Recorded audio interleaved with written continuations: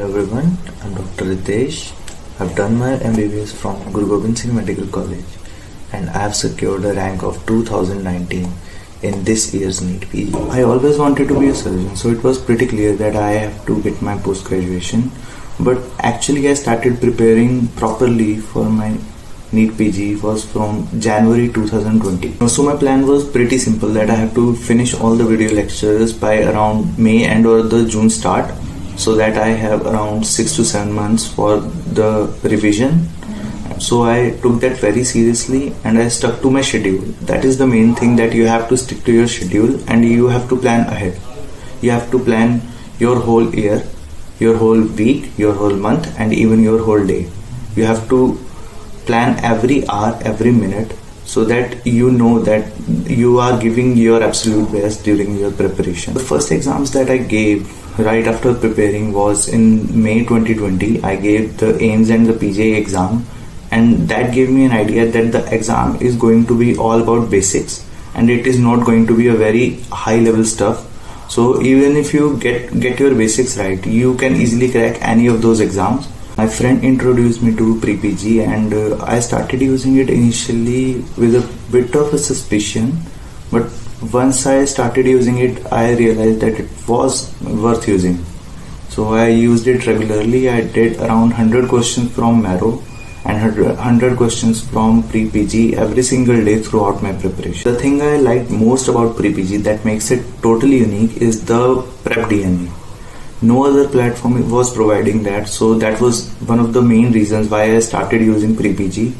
And yes, I used to refer to the prep DNA regularly, and it really helped me analyze my weaknesses and to work on them.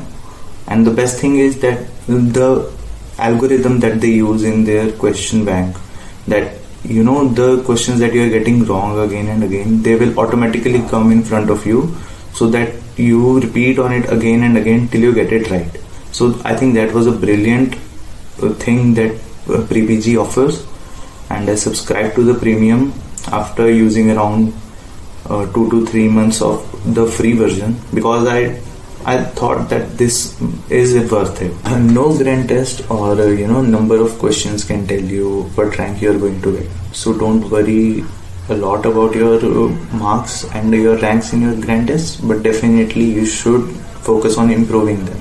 But even if you're not improving, you shouldn't bother that much about it, and focus on preparing, and you should focus what you can do right, and definitely work on your weak areas. That is the most important thing. A very important thing to keep in mind is that there will be self-doubt and you will think that you can't do it, but don't give up midway.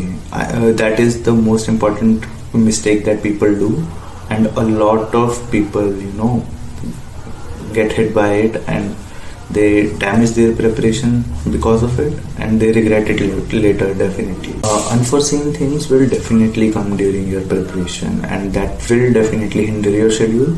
So you should be keeping the cushion period always for everything that you plan, so that even if things don't go your way, you still have a cushion period to work on it, and so that you still stay on track. I think that is the very important thing. You will see that your ranks go stagnant after a while, but it shouldn't bother you. And the most important thing for you to do during your preparation is working on your weak topics. That I think is the most important thing, because if you think that I don't know this subject or this topic and I will never learn it, it is definitely going to harm you in the final exam. So work on your weaknesses before the exam and work more on your weak subjects as compared to your stronger subjects or your stronger topics, because the benefit of the hard work is more there as compared to working on your stronger subject. You'll see your friends moving ahead in their careers, joining jobs or post-graduation, but it shouldn't affect you. And more importantly,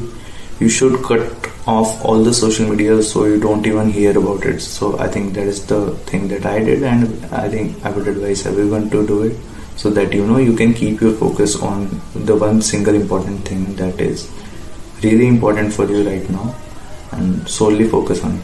It is better to learn from other people's experience rather than going through it yourselves. So saves your time and energy, and you should take guidance from anyone you can.